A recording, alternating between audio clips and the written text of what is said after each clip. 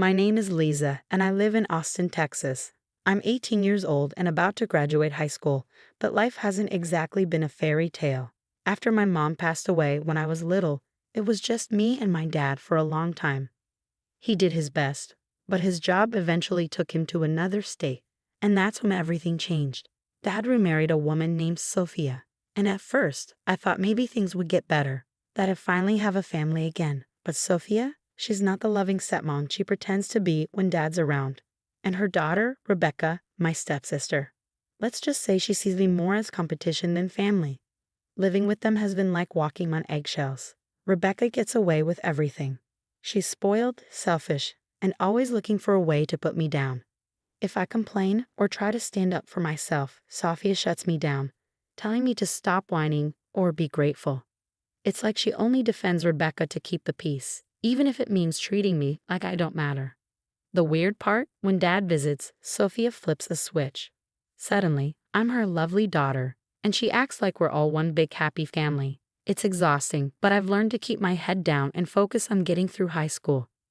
I know I can't leave yet. I refuse to give them the satisfaction. One day, I tell myself, they'll be out of my life, and I'll finally have peace.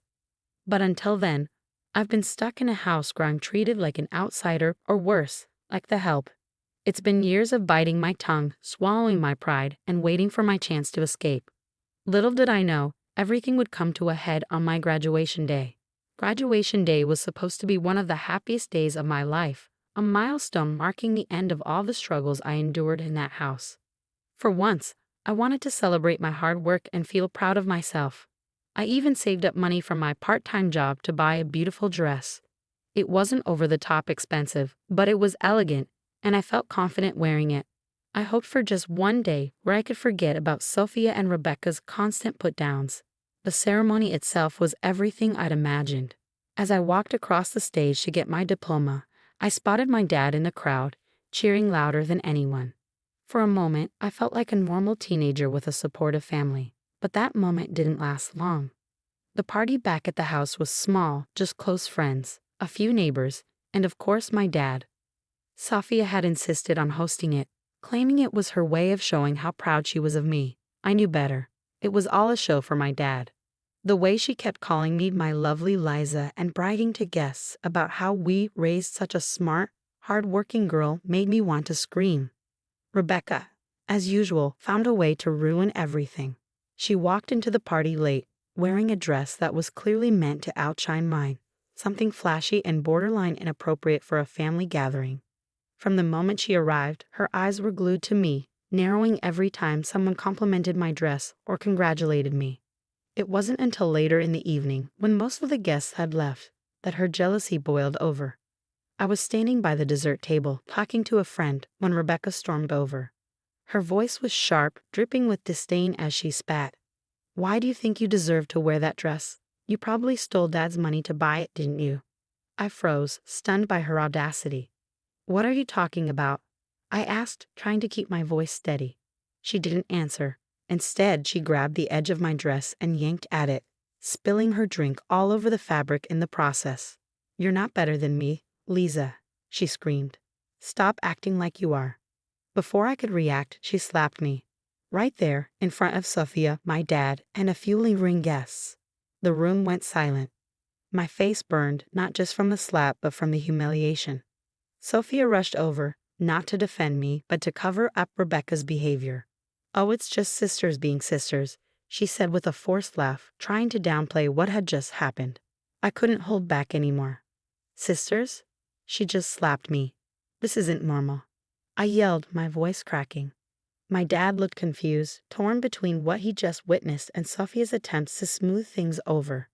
"Lisa, maybe we should all calm down," he started, but I couldn't calm down. "No, Dad," I said, tears streaming down my face. "You don't get it. This is what they're really like when you're not here. Rebecca's a bully, and Sophia lets her get away with it. They've been treating me like garbage for years." Sophia's face went pale, and she started stammering, "Lisa, honey, that's not true. We love you." "Stop lying," I snapped. "You only pretend to care when Dad's around. The rest of the time, you treat me like I don't belong here." I ran upstairs, locked myself in my room, and called my dad. I couldn't face him in person, not after everything that had just happened. But I needed to tell him the full truth. Over the phone, I poured out everything I'd kept bottled up, how Sophia treated me like a maid, how Rebecca constantly tormented me, and how they only acted nice to me when he was home. To my surprise, he didn't try to interrupt or downplay my feelings. He just listened. When I finally finished, my voice hoarse from crying, he said, "I'll be there soon." True to his word, my dad showed up at the house that same night. He didn't knock or wait for an explanation. He walked straight in and demanded to know what had been going on. Sophia tried to sweet-talk her way out of it, but for once my dad wasn't buying it. "You think I'm blind," he said, his voice steady but filled with anger. "I saw what happened at the party. And now, hearing everything Liza's told me, I can't believe I trusted you to take care of her." Sophia's protests fell on deaf ears. Rebecca tried to play the victim, claiming I had provoked her, but my dad wasn't having it. "You've both been mistreating my daughter, and I won't stand for it," he said. "Pack your things and get out." Sophia's jaw dropped. "You can't be serious," she cried. "I am," he said firmly. "Liza deserves better than this. I married you because I thought you'd help give her a family, but all you've done is hurt her. Get out." That was the first time I truly felt like my dad had my back. As Sophia and Rebecca packed their bags and left, I felt a weight lift off my shoulders. For the first time in years, I felt like I could breathe again. A year had passed since my graduation day. Life was finally starting to feel normal. Without Sophia and Rebecca in the house, the tension that once suffocated me was gone. My dad made a real effort to spend more time at home, and I threw myself into college and part-time work. For the first time in years, I could focus on myself without constantly looking over my shoulder. Then, out of nowhere, they showed up. I had just finished a shift at the campus coffee shop and was walking back to my small off-campus apartment when I saw Sophia standing by my door. At first, I thought I was imagining it. After all, she was the last person I expected to see. But there she was, looking disheveled, her once pristine hair unkempt and her face lined with worry. Beside her stood Rebecca, clutching a bag that looked like it held everything she owned. "Liza," Sophia started, her voice soft and almost pleading, "we need to talk." I felt a wave of anger surge through me. The nerve of them, showing up here after everything they put me through. "What are you doing here?" I asked, crossing my arms. "Please just hear me out," she said. We've lost everything. After what happened at your graduation, your father cut us off completely. We had to sell the house. Rebecca couldn't finish school because we couldn't afford the tuition. We've been staying with friends, but now we have nowhere to go. We need your help." I almost laughed at the absurdity of it. "My help? You have got to be kidding me." Rebecca, who had been quiet until now, looked up with tears in her eyes. She wasn't wearing her usual designer clothes. Instead, she was dressed in faded jeans and a worn-out sweatshirt. "Please, Liza," she said softly. "We're desperate." It was almost surreal. The same people who had treated me like I was nothing were now standing on my doorstep, asking for my kindness. "I don't owe you anything," I said, my voice trembling with a mix of anger and disbelief. "After the way you treated me? You think I'm just going to forget all of that because you're suddenly in trouble?" Sophia stepped closer, her hands clasped together. "I know we made mistakes," she said. "I know we hurt you. But we're your family. Can't we start over? Please, Liza, give us a chance." I shook my head, taking a step back. "Family? You didn't treat me like family when I needed you. You treated me like a burden, like a maid, like I didn't even belong in my own home. And now you want my help because you've run out of options. That's not how this works." Sophia's composure cracked, and she started crying. "I know I failed you, Liza. I was wrong. I thought I was protecting Rebecca. But I see now that I was blind to what I was doing to you. Please don't turn us away. We have nowhere else to go." Rebecca sniffled, her voice barely above a whisper. "I'm sorry too, Liza. I know I was awful to you. I didn't know how to handle everything after Dad died, and I took it out on you. But I changed. I swear I have." Their words might have moved me once, but now they felt hollow. I thought about all the nights I cried myself to sleep, all the times I felt invisible, all the moments they tore me down just to make themselves feel bigger. I thought about how I swore to myself that I'd never let them hurt me again. "I'm glad you've changed," I said, my voice firm but steady. "But that doesn't erase what you did to me. You don't get to waltz back into my life and expect me to fix your problems. You told me to leave my own home, Sophia. You treated me like garbage, Rebecca. Now look where that's gotten you. That's not my fault, and it's not my responsibility to fix it. Sophia tried one last time. Please, Lisa. If not for me, then for Rebecca. She's your sister. No, I interrupted. She's not. Sister don't do what she did to me, and you? You're not my mother, Sophia. You never were. You just pretended to be when it suited you. So no, I won't help you. Go find someone else to manipulate.